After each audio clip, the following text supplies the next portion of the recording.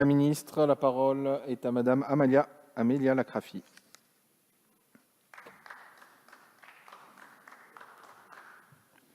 Merci, Monsieur le Président. Madame la Ministre, Monsieur le Ministre, chers collègues, j'associe à ma question mon collègue Jacques Maire.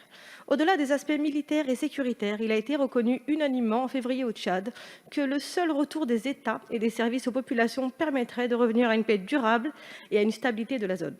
Le développement économique et social assèche en effet le fief de recrutement des terroristes.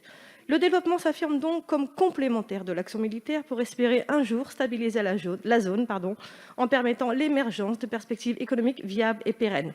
Barkhane doit donc prendre toute sa place dans les mécanismes de relations avec les forces armées et la société civile.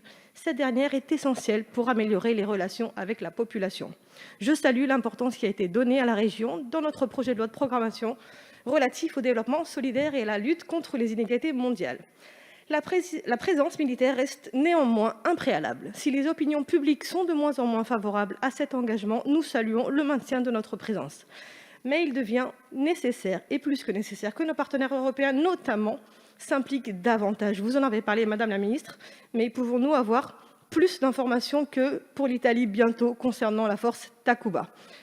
Nous l'avons dit, le développement est tout aussi essentiel que l'action militaire. La coalition citoyenne pour le Sahel, qui regroupe plusieurs dizaines d'ONG sahéliennes, ouest-africaines et internationales, voit dans les conclusions du 16 février dernier, je cite, un signe très positif d'un changement d'approche visant à mieux prendre en compte les besoins des populations. Elle salue également les engagements pris par les chefs d'État en matière de transparence et de gouvernance des financements. Il faut néanmoins que ces engagements massifs des bailleurs trouvent une perception d'efficacité réelle sur le terrain. Les comptes n'y sont pas totalement encore. La chaire Sahel, financée par l'AFD, questionne sur notre capacité à mettre en œuvre notre aide et met en lumière la difficulté éprouvée par les administrations locales à suivre les flux d'aide à destination de leur pays. Alors que la deuxième Assemblée générale de l'Alliance Sahel vient de sanctuariser 23 milliards de dollars, pouvez-vous nous préciser ce qui est prévu pour améliorer les décaissements et l'efficacité de notre aide ? Je vous remercie. Merci Madame Lacrafi. Monsieur le ministre, vous avez la parole. Oui, il est essentiel, vous l'avez indiqué, Madame le député, qu'il y ait une concrétisation visible de la mobilisation des sommes très importantes qui sont disponibles pour l'Alliance Sahel, qu'il y ait une concrétisation sur le terrain pour que les populations identifient ce qu'est l'action de la communauté internationale pour le développement. Il y a déjà eu 3 milliards de décaissés sur les 23 milliards mobilisés, ce qui est un signe que la mise en œuvre se fait. Mais, je l'ai déjà dit et je vous le redis à cet instant, il importe que l'on puisse cibler les zones où on peut développer une approche territorialisée du développement, avec un pilote qui soit désigné par l'ensemble des acteurs qui effectuent leur mission sur le territoire donné, et avec une coordination de l'ensemble des acteurs au niveau de chacun des pays qui soit assurée par l'Union européenne.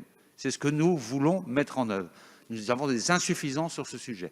Mais il y a aussi beaucoup de possibilités, beaucoup de chances qui sont devant nous. J'ai pu aller il y a peu de temps à Ouagadougou inaugurer un dispositif qui s'appelle La Ruche et qui permet aux jeunes burkinabés qui ont des projets d'avoir un suivi de mise en œuvre à la fois financier, technique et opérationnel. Et j'ai pu voir des projets enthousiasmants avec une volonté et un dynamisme considérable. Ce sont ce type de réalisation qu'il faut mettre en œuvre et c'est là que les organisations liées à l'AFD, le partenariat avec les ONG peut être tout à fait efficace et contribuer à pacifier l'ensemble du pays et au retour d'une volonté, d'une sérénité partagée dans ce pays du Burkina Faso, mais aussi dans les autres pays. Merci beaucoup, Monsieur le ministre. Il n'y a pas d'autres orateurs inscrits sur cette séance et ce débat. Le débat est donc désormais clos et la séance est suspendue pour 5 minutes.